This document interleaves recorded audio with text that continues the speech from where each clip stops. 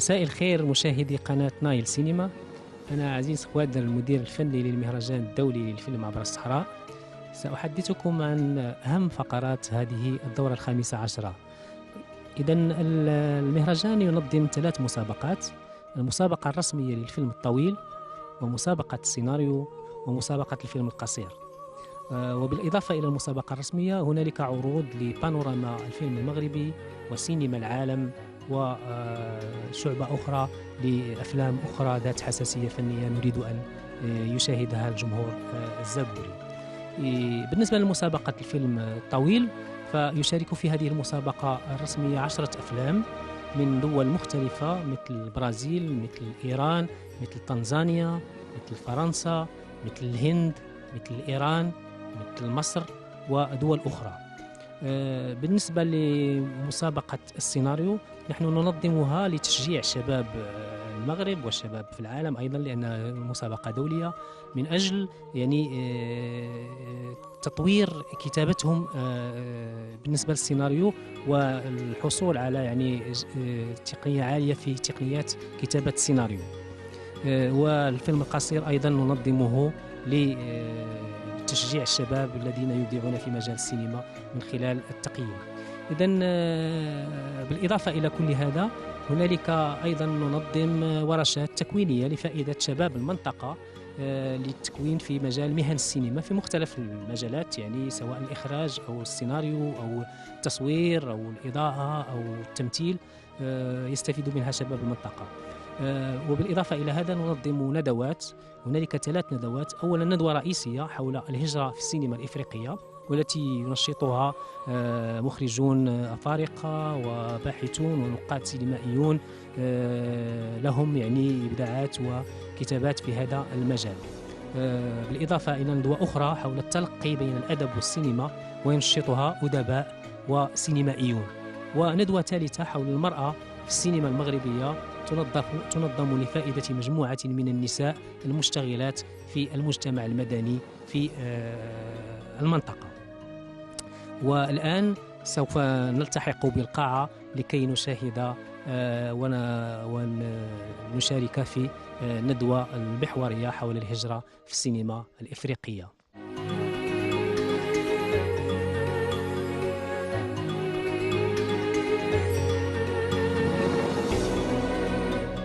Beaucoup de personnes dans le monde, évidemment, on peut parler de l'immigration sud-sud. C'est cette immigration-là maintenant qui m'intéresse aujourd'hui, parce que les frontières sont fermées évidemment en Occident. On va les ouvrir juste quand on a besoin de la main-d'œuvre. Quand on n'a plus besoin de la main-d'œuvre, on les referme. Là maintenant, la main-d'œuvre n'est plus nécessaire. Elles sont fermées, les frontières. Mais nous, dans le continent, en fait, on continue à voyager. On va d'un pays à l'autre. Et puis le continent est très grand, hein. Nous avons beaucoup de pays dont les gens bougent dans tous les sens dans le continent. Et je pense que c'est cette immigration-là qui m'intéresse aujourd'hui. Et aussi la question de la femme dans l'immigration. Les femmes aussi aujourd'hui, elles prennent la route comme les hommes. Il y a plusieurs films en fait qui montrent les femmes qui se déplacent. Et je voudrais commencer par le film de Ousmane Sembène dans les années 1966. Pour moi, il a fait un film très très touchant qui s'intitule La Noire 2. C'est l'histoire d'une jeune Sénégalaise qui va travailler dans une famille française et qui finit par se suicider. Alors évidemment, quand on parle de l'immigration, n'est-ce pas, on parle de la vie, à la recherche de la vie, on va vers l'autre, on va découvrir l'autre. Mais il y a beaucoup de difficultés aussi qu'on rencontre. Évidemment, au quotidien, on a des difficultés, mais cette jeune femme, la vie était tellement difficile pour elle qu'elle a fini par s'arracher la vie. Et c'est un film très, très, très touchant. Il a été fait dans les années 60, mais il continue à être un film d'actualité aujourd'hui. Donc pour moi, le premier cadeau sur le cinéma que je connaisse, hein, à mon âge, c'est Ousmane Sembène avec La Noire 2, dans les années 66. Et puis, je voudrais parler rapidement aussi du film de d'une Burkinabé, Apolline Traoré, Frontières. Mais il y a aussi un autre film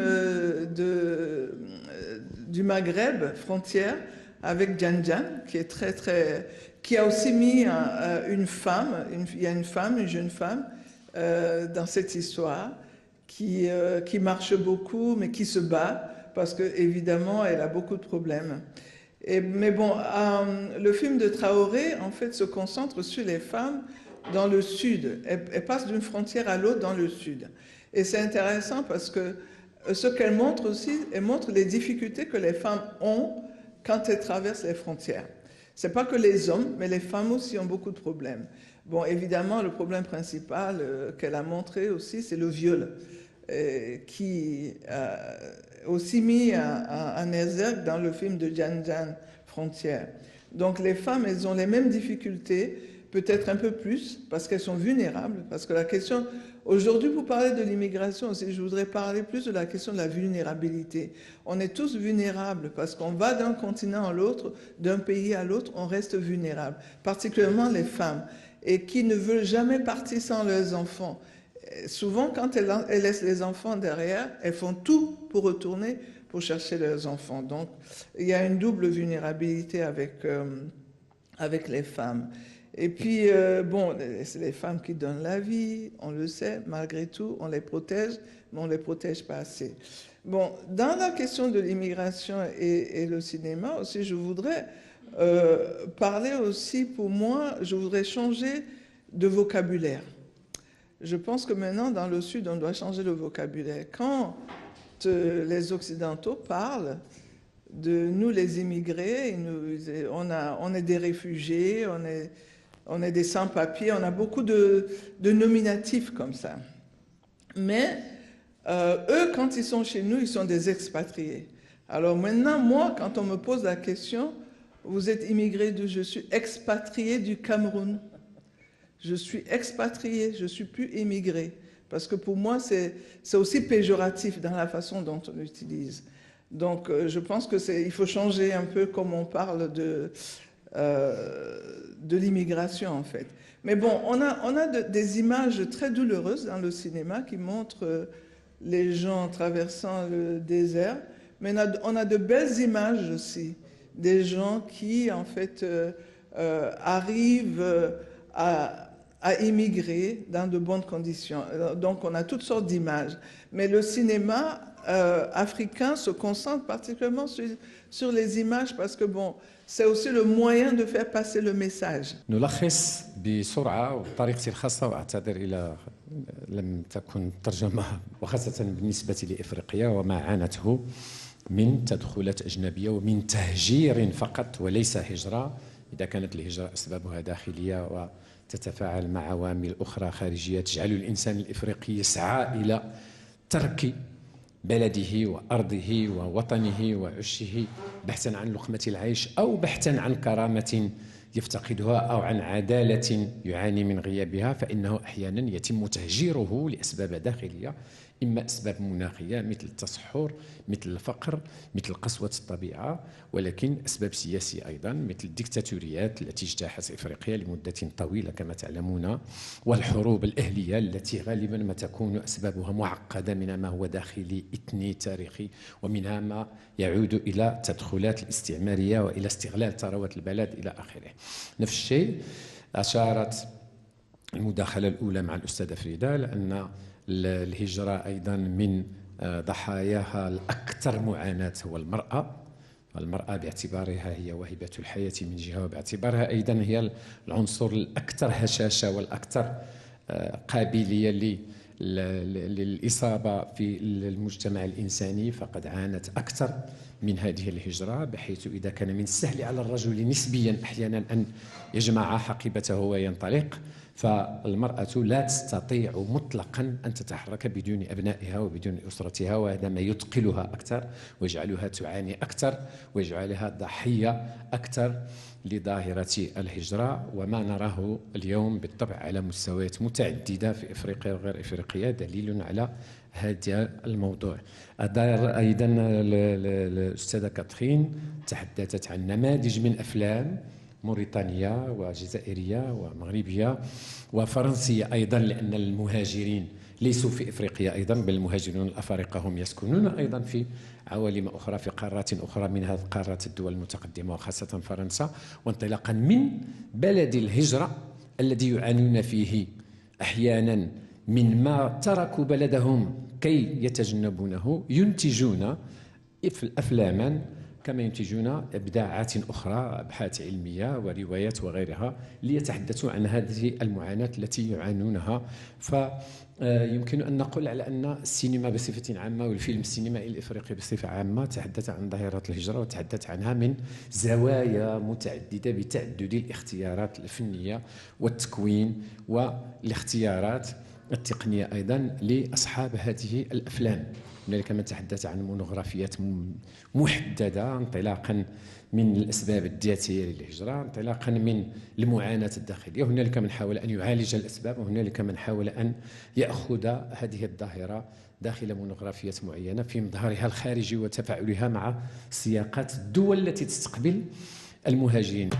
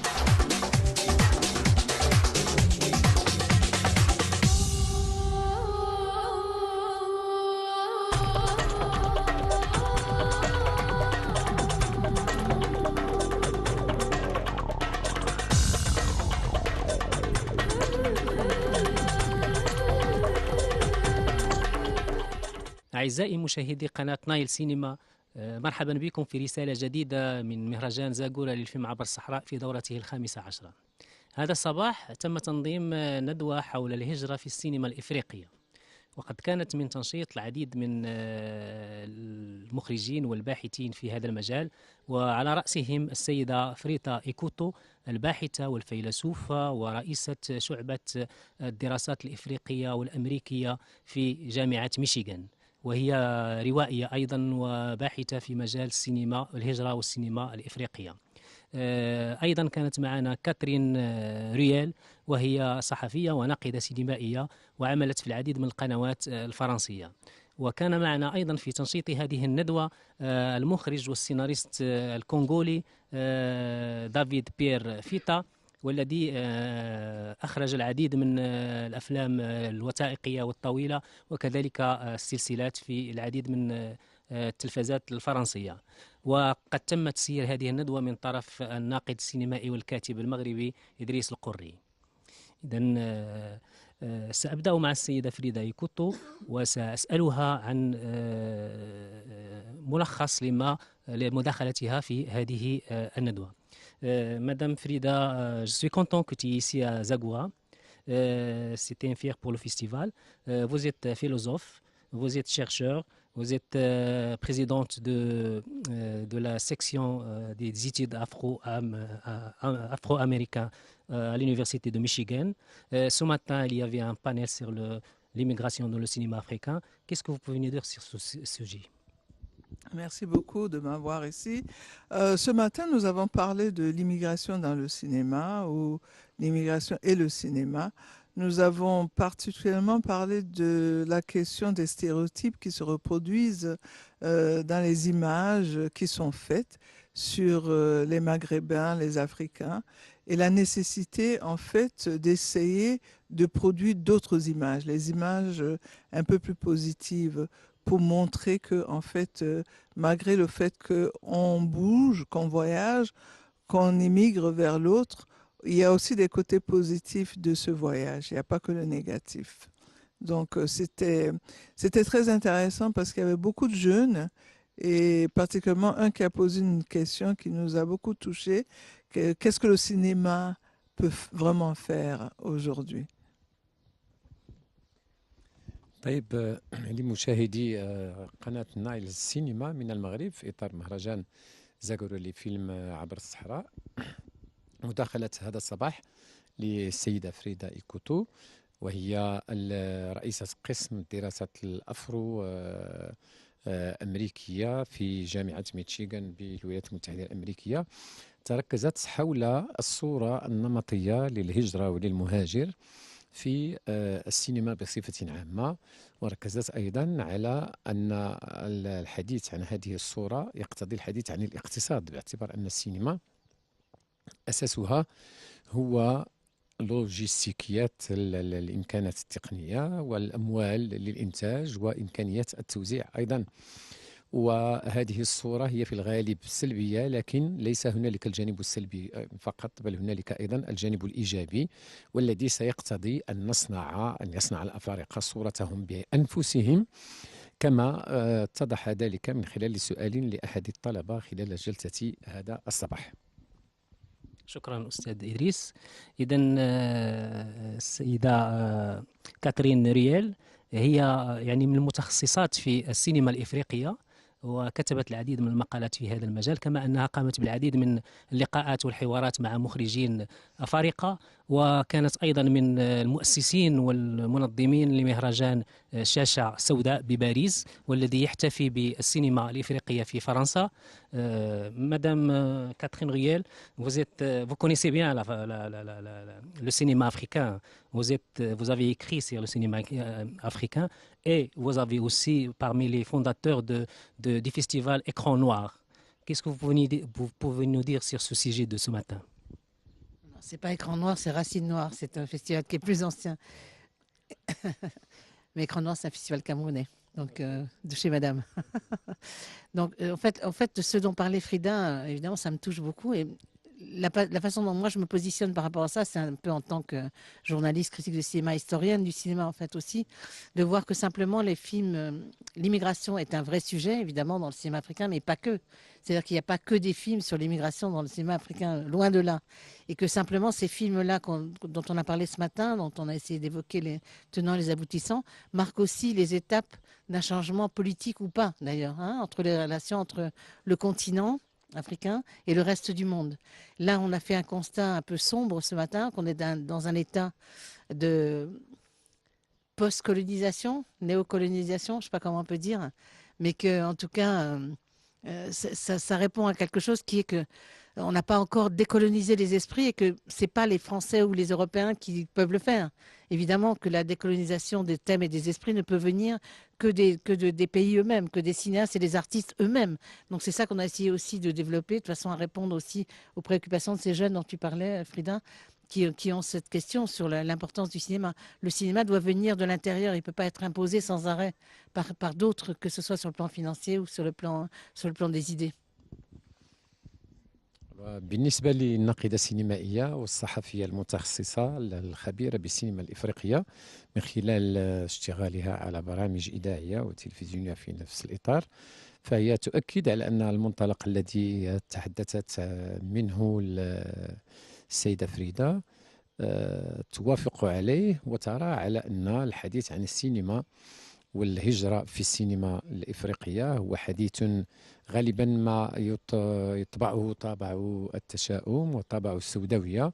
لماذا؟ لسبب بسيط، هو أن الحديث عن السينما الإفريقية سيقتضي تحرير هذه السينما من النظرة الاستعمارية ومن الصور النمطية التي تجتاحه، أن هذا العمل لا يمكن أن يقوم به لا الأمريكيون ولا الأوروبيون، بل على السينمائيين الأفارقة أن يقوموا بهذا العمل هم أنفسهم عن طريق إيجاد وسائل وإمكانيات ولوجستيك لإنتاج سينماهم وصورتهم التي تتحدث عنهم، عوض الحديث عن شؤونهم انطلاقا من صور ينتجها الآخرون.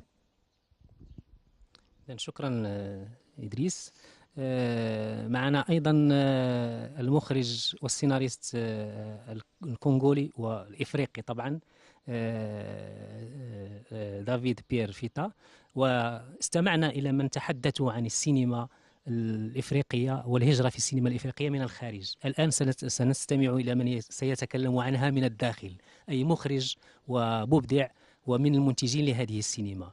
Monsieur David Pierre Vita, nous avons entendu les deux dames qui parlent du cinéma, mais de l'extérieur. Maintenant, nous voulons écouter quelqu'un qui produit, c'est de l'intérieur du cinéma, qui est dedans. Merci. Depuis le début, depuis le début du cinéma en Afrique, les cinéastes se sont penchés sur ces problématiques de déplacement, d'identité, avec plus ou moins des grands et des petits succès. Aujourd'hui, face à cette globalisation, mondialisation, le problème se pose de plus en plus puisque nos jeunes sont en train de partir, sont en train de quitter l'Afrique en masse, mais aussi voulu parce que c'est organisé. C'est pas simplement aux cinéastes de donner pas des leçons, mais de montrer qu'est-ce que c'est l'Afrique, mais de contribuer à participer, à montrer que l'Afrique, c'est pas ce continent perdu, ou ce continent où tout le monde est en train de partir, la désertification, face aussi à ces problèmes, des enjeux environnementaux. Les réalisateurs sont en train de se battre avec ces nouveaux outils, parce que le cinéma a changé, la façon de faire des films a changé, et on doit aussi s'adapter. C'est pour ça que l'éclosion d'une nouvelle génération de cinéastes est en train, les choses arrivent très très vite, est en train de regarder cette Afrique autrement et de dire qu'il faut croire en l'Afrique, à la jeunesse, croire aussi à nos identités plurielles, et que sans ça, on va être perdu dans cette globalisation si on ne commence pas à essayer de garder nos mythes, nos contes, notre culture. Le cinéma, c'est ce que apporte aujourd'hui le cinéma africain à travers des productions sud-sud qui ont commencé bien avant avec l'Algérie, avec la Tunisie, aujourd'hui avec le Maroc. Et c'est dans ce sens-là qu'il faut participer à l'éclosion d'un nouveau cinéma et d'une façon de sensibiliser plus les populations africaines. واضح إذن مع الانتقال كما قال الأستاذ عزيز الخوادر المدير الفني لمهرجان الفيلم عبر الصحراء لزاغورا، على أننا ننتقل مع المخرج والمنتج والسيناريست الإفريقي في الحديث عن قضايا الهجرة والسينما الإفريقية. ننتقل من نظرة خارجية إلى نظرة داخلية ما دام هو منتج للأفلام ومخرج لهذه الأفلام.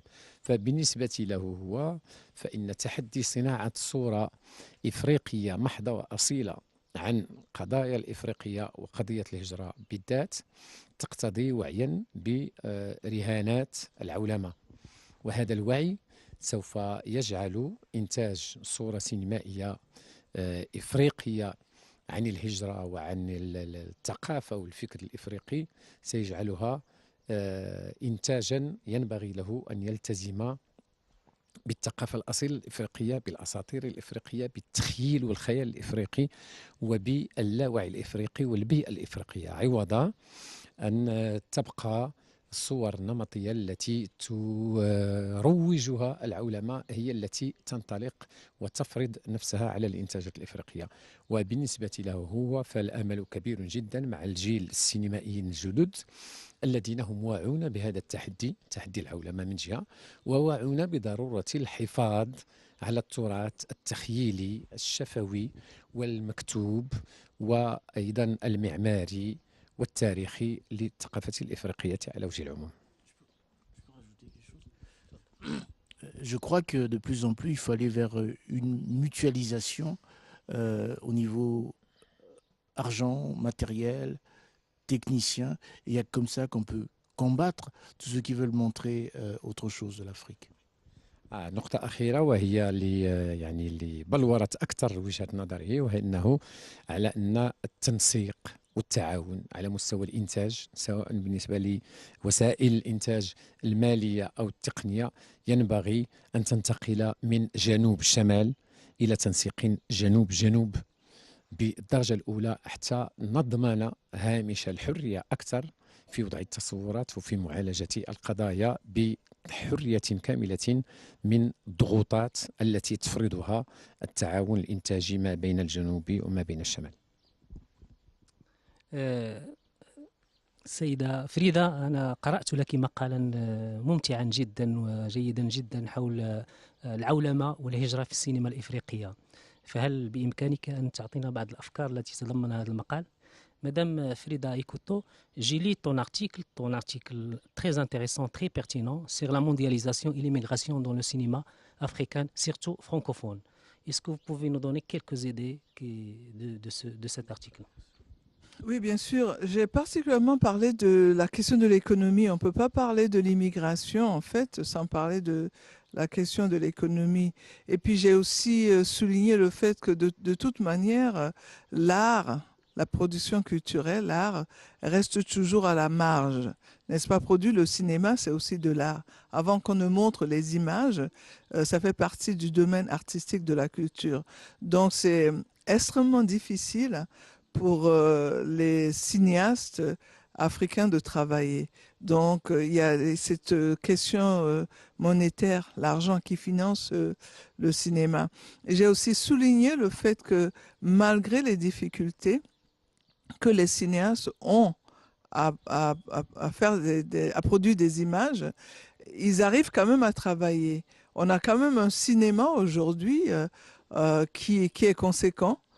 Donc, si on a ce matin, on a parlé du cinéma et l'immigration, c'est parce que nous avons des images qui ont été produites depuis même le 19e siècle. Donc, on a un cinéma, malgré les difficultés. Et donc, j'ai souligné tout ça dans mon article. Et j'ai parlé aussi dans cet article de la question du regard. Quand on immigre, c'est parce qu'on veut aussi aller dans la vie en regardant l'autre. Et j'ai parlé de Hannah Arendt qui dit, en fait, quand on regarde l'autre, qu'est-ce qu'on voit? On se voit soi-même. Et pour moi, c'était important de souligner ça. طيب، في نفس السياق دائما نشرت الأستاذة فريدة مقالة جد مهمة حول العولمة، الهجرة والسينما الإفريقية. ومجمل القول بالنسبة لهذه المقالة هو أن صناعة صورة الهجرة والمهاجر الإفريقي بصفة عامة داخل السينما الإفريقية كما قلنا سابقا تقتضي البحث في مسألة الاقتصاد، أي في مسألة وسائل إنتاج هذه الصورة وضرورة امتلاك هذه الوسائل من أجل تحرير هذه الصورة من براثن العولمة التي تفرض نمطية معينة هي في نهاية المطاف ترويج وتكريس للسيطرة للمسيطرين أكثر، للمهيمنين على المجال وهم الدول القوية وهي الدول الاستعمارية سابقا. لكن في نفس السياق تؤكد الباحثة على أن هذه الصورة ليست بهذه السوداوية فقط، بل هنالك صور. وما سمح بعقد ندوة هذا الصباح هو أن هنالك صور بالفعل وصور إفريقية، وهذا في حد ذاته إنجاز ينبغي تقويته، ونبغي البحث عن وسائل لجعله يفرض نفسه ويطرح نفسه كبديل للصورة التي تنتج عن هذه السينما وعن الهجرة في غير فضائها وبغير أدمغتها وطاقتها الإبداعية. أعزائي المشاهدين، قناة نايل سينما في هذه المراسلة من مهرجان زاغورا للفيلم عبر الصحراء في دورته 15 بالمغرب. يعني أتمنى لكم أمسية سعيدة وإلى رسالة جديدة بحول الله. مع السلامة.